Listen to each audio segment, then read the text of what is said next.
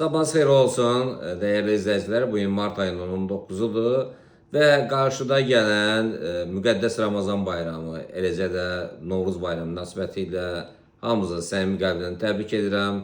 Bol-bol ruzi bərəkət, can sağlığı arzulayıram sizə. Gəlin keçək beynəlxalq maliyyə birjasında dünən nələr baş verdi? Yəni dünən Siqnal kanalında 8 siqnalımız mükəmməl dərəcədə öz nəticəsini verdi. Ən son əməliyyatlardan biri Qızıldaydı. Demək biz xəbərdən 3-5 dəqiqə qabaq Baystov sel stopları yerləşdi və sel stopları işə düşdü.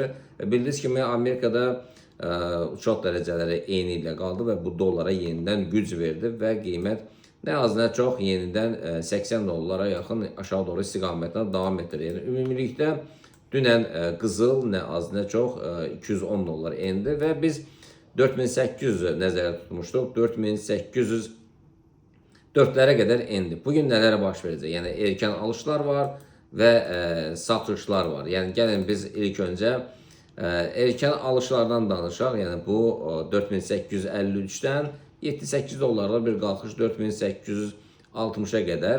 Əsas alışlar isə 4867'dən gələcək. Bu ilkin olaraq 15 dollara yuxarı 4885 və 4898 4923'lere kadar. Bu hələ ki alış əməliyyatları üçündür.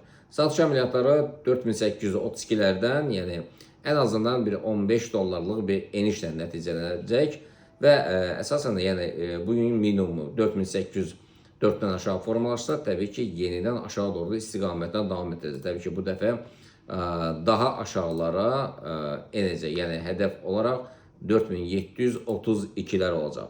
Keçək biz neftə. Neftə nələr baş verir? Dünən biz alış əməliyyatı haqqında məlumat verdi. Bu 103.70'lərdən qiymət sürətlə yuxarı doğru 110'lara qədər qalxdı.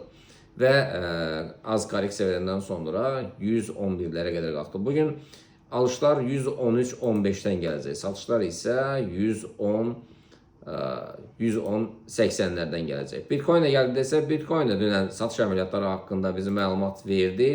Yəni bugün alışlar 71.400'lərdən gələcək. Satışlar isə 70.500'lərdən. Yəni ümumiyyətlə bu dönemdə, yəni bildiyiniz kimi ətrafda müharibələr baş verir.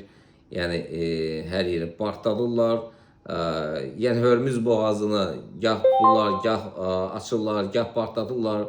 Yəni əslində neftin kəskin qalxması gözlənilir. Hardasa 200 dolara yaxın qalxması gözlənilir. İlk öncə 150, 180, 180'dan sonra yəni 200'ü rahat bir şəkildə görəcək. Müharibə davam etdikcə təbii ki neftin vəziyyəti heç də yaxşı olmayacaq. Amma qızıl bildiyiniz kimi yəni müharibələrə qədər başlanmasına qədər qızıl qalxır. Müharibə başlayandan sonra təbii ki amma qızıl satır.